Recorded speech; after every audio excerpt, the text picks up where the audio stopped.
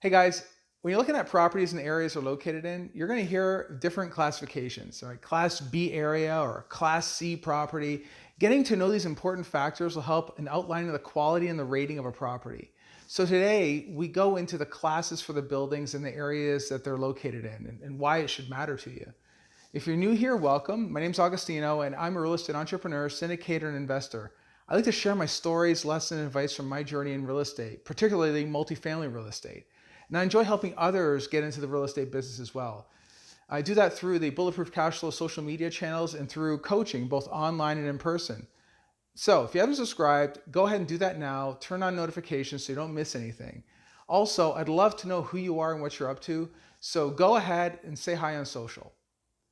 Okay, so property and area classifications will reflect the risk and return of a deal because they're graded according to a combination of both physical and geographical characteristics respectively. So what the building is and where it's located.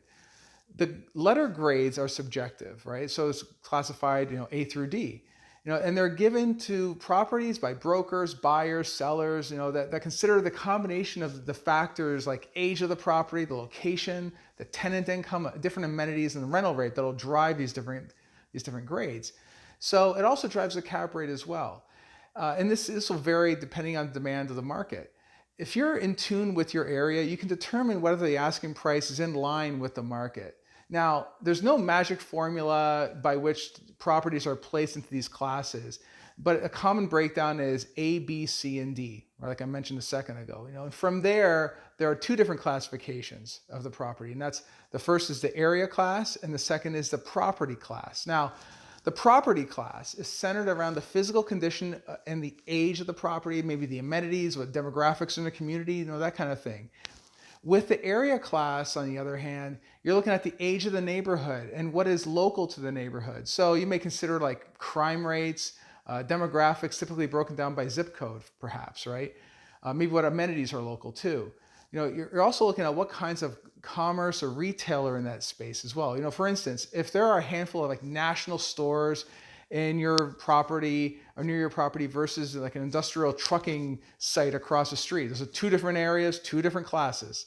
So before we get into the classes of the area and the property, let's go over why we use them in multifamily and commercial investments in the first place. When a broker or a seller tells us about the classification of a property, it's supposed to let us know what kind of demographics and neighborhood we're talking about and the condition of the property just by taking a quick look at it. Classes also tell us the cap rate of the property in the area that they're located in. So classes are like grades, from class A to class D. The higher the grade, the better the property and the condition. And the better the property, the lower the cap rate. When it comes to class A, think of properties you'll find in a busy downtown area. It could be that all glass multifamily tower with a pool, sauna, shopping on the first floor, very affluent tenant profile. A building like that might cost 50 million plus. The cap rate will be low on an asset like this, but a large hedge fund with plenty of money that they'll buy that thing in a heartbeat. They don't mind paying a premium for these great properties. Now, keep in mind that classes of property not only vary from A to D, but there's degrees within each one. You'll have like an A minus or a B plus property. Perhaps you'll have a C minus property, but it's in a B area.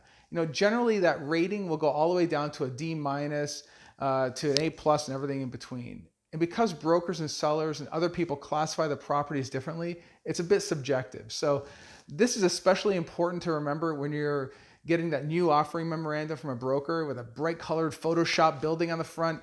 It's meant to really drive a higher property classification, but it's not always the case. It's worth noting that the classification of the area is far more important than the classification of the property. If you have a C minus building in a B plus area, you can make renovations and drive higher rents to get that property to a B plus, like the area that it's in. In contrast, if you have a B plus property in a C minus area, it'll be hard to get those affluent people to move there as they won't want to spend any time in that space. They won't have the amenities that they want to see. They won't feel safe spending time outside either. So you want to avoid those types of situations. And as I mentioned, getting into the area classes is far more important than the property classes. So In a Class A area, you're in the best neighborhood in the city. It'll have the best schools, lots of high-end retail, maybe a top shopping mall with nearby restaurants. The neighborhood's typically no more than 5 years old. In a B area, it was once the A area, of yesteryear, and still a good neighborhood, low crime rate. The school system is decent. The homes are still a bit pricey, but the neighborhood may be 5 to 10 years old, and the styling of the houses may be starting to look a little dated. Okay, in a C area, this is where you're going to have your workforce housing. The neighborhoods are decent. The homes are more than 10 years old, but usually between 30 to 50 years old, sometimes even older than that. The community is made up of these blue collar workers. Maybe they work in food service or just your everyday employee, right? The school system is not the best, but it's not the worst. The people there that live in Class C's and B's, they have a high dependency on jobs. They live paycheck to paycheck, or they're not high income earners. Now in a Class D area, you wouldn't feel safe walking the streets at night. In the real estate business, we refer to these areas as like the war zone. Here you're going to see graffiti, you're going to see gangs, you're going to see homeless people hanging out in front of the property. The school systems are very poor. There's going to be high crime, boarded up houses. You get the idea. These are your highest cap rates, but it's also the highest risk properties. When we're looking at properties, however, it follows the same grading, with A plus being the highest quality and D's, your D minus being the poorest quality. Now, in an A plus or an A property, you're going to have typically new construction. It'll have like a doorman, a resort style pool with a clubhouse, fully equipped gyms, and a sauna. These units will have quartz countertops, glass backsplashes, stainless steel appliances, upgraded flooring, the whole 9 yards. They put a great deal of effort to appeal to the high affluent crowd that'll pay the highest rents in the area. They're looking for the best properties with the best construction and have high quality building infrastructure that's with up-to-date technology. So as you can guess, Class A properties are usually in Class A areas. So residents will have access to the great shopping, the restaurants, the leisure activities that I mentioned before. Sometimes you'll see a Class A property in a transitioning area that's going through some gentrification. The landlords of these types of properties are usually institutional investors that are not concerned with that low cap rate too. So rather, they're looking for safe and consistent returns for their investment. But bear in mind that these Class A tenants will be very sensitive in times of economic slowdown. If these high income earners suffer a job loss or business slowdown, it could impact the general vacancy of the property. In B class properties, the buildings would have been well maintained. They'll still have decent amenities. They'll be on the older side, 8 to 15 years old, but they still look great. You'll have this, granite countertops of yesteryear, the white appliances, a nice gym maybe. Similar to what I said about the area, these properties may have been Class A before, but now they look a little dated. The people that live here would be, mid-level managers, business professionals, people with young families, higher than average income earners.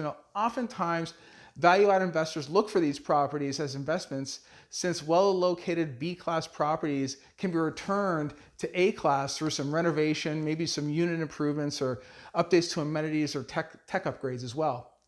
In Class C properties, they're still in good shape. They're in decent locations as well. They don't have any fancy amenities, if at all. There may be a laundry or a small gym, but it's, that's about it. Regardless, it's still a sense of community. Like I mentioned, this is where the local workforce housing will reside. So you'll have your blue collar workers there, young people just starting out maybe. These properties, they're usually quite older, 20 to 50 years old, but they're still hopefully well maintained. And if they're not, you can pick up a deal. But it costs more money to operate because it's older, so it's going to impact your expense ratio. Because the category is so big, these Class C properties, that means that there's plenty of that inventory available. And but like I said before, these Class C types of people, the demographic, they live in paycheck to paycheck. So underwriting that tenant that's going to move into these properties is very, very important. And I covered that in another video, so we'll leave a link in the description. But as far as an investor concerned, that's where you're going to get the biggest bang for the buck. In Class D properties, these are buildings of the poorest condition. The area may have been great at one time, But now, the tenants have moved out, they're gone, and you just have shells of properties. The tenants are typically rely on government assistance, and because it's high crime areas, you have steel doors, cameras, fences, all kinds of bad stuff. I recommend to my coaching students just to stay away from those places when they're starting out. Now, in a strong economy, affluent people will move from their Class B units to the Class A properties, right? A Class C will upgrade to a Class B. And when a person's living in a Class D, they're going to go up to a Class C. In a weak economy, the reverse tends to happen. And each of these tenant profiles will downgrade to tighten their belts because they're worried about their income stream. Now, my partners and I, we prefer to invest in your Class Bs and Cs, your workforce housing, and we're looking for Class B areas. This workforce housing is always in demand. It will weather the cycles, that happens every 8 to 10 years. Now, finally, keep in mind that this is just a general guideline of multifamily classification. There's no formal standard for classifying a building or an area for that matter. Buildings that you're looking at should be viewed with other buildings that are in the local submarket, meaning a B-class property in Miami is not the same as a B-class property in Cleveland or the same as what's in Dallas. And a Class C property in New York City will probably be more desirable than a Class C property in Topeka, Kansas. So they're all different. It's totally subjective. Anyway, what sort of assets do you like to invest in? Let me know in the comments. I'd love to hear from you, and also like to know if there's a topic you want me to cover. Please leave it in the comments too. Love to cover it. And if you like this content, go ahead, give it a thumbs up, and share it. Also, check out our social media channels, and if you're on YouTube, don't forget to hit that bell and get notified when we get new videos out.